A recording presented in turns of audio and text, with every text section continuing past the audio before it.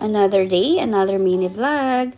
Nga pala guys, nagpunta kami sa Sea Residences para i-surprise ang aming kaibigan sa kanyang bridal shower. And marirecommend ko ba tong Sea Residences na pinagstayan namin? Yes, but the room na pinagstayan talaga namin guys I don't recommend it kasi medyo nakulangan kami sa service and take note, nagulat din kami sa 900 plus na service charge. As in, nakakagulat siya kasi hindi nga po namin nabasa dahil hindi siya sa pinakailalim ng Agoda.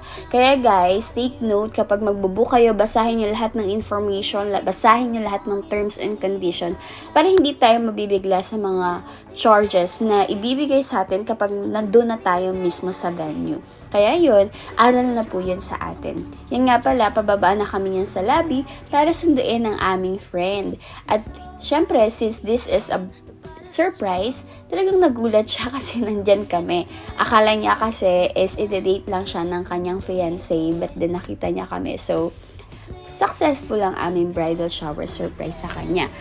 And pinag-isipan din talaga namin kung paano namin siya isa-surprise kasi medyo matalino to alam niya kung isa-surprise siya. Kaya pinag-isipan din talaga naming mabuti. And nga pala guys, I just want to share na super happy ako na magawa din to sa kaibigan ko kasi last year is ako yung bridal shower nila, but then ngayon, isa na naman sa kaibigan ko yung pupunta sa pagiging married woman, and we are waiting for the right guy dito kay Ma'am Ana, and let's just wait Ma'am Ana din, and I know merong tamang tao talaga para sa iyo. You just have to wait. Okay, so nag-ikot-ikot kami dyan sa pool after namin kumain and after namin magchikahan. Hindi masyadong ma-justify yung ganda ng pool kasi gabi, but then pag umaga guys, ang ganda. Ang ganda ng pool. And ayun, pagkatapos namin pumunta dyan sa pool, naglakad-lakad kami para pumunta sa SM MOA. And then after namin magpunta ng SM MOA, naglakad din kami sa may seaside.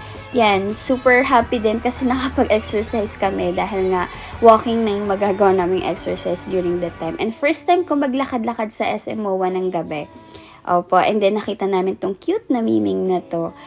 Nga pala guys, after namin mag-walking around dyan sa seaside is kinailangan na namin bumalik sa room para syempre magpahinga at makapag-relax din. Talagang Netflix and chill kami dyan while eating, nanonood, and nagkukwentuhan. Sobrang saya lang na may ganitong klaseng bonding na nabuo sa aming magkakaibigan.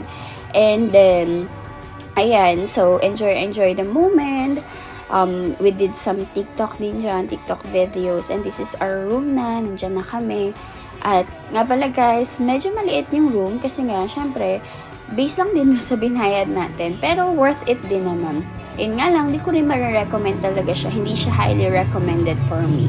So, yan, while we're eating, we watch some movies, and then yan, kinabukasan, I need to go down kasi nga, bibili ako ng aming coffee. And guys, kaya ako din nire-recommend tong Sea Residences kasi kahit hindi kayo magbaon ng pagkain, pwede kayong pasok ng pagkain. Alam mo yun, pwede kayong bumili ng pagkain sa labas and then you can eat doon sa mismong room ninyo o sa loob mismo ng hotel. Kaya recommended ko siya.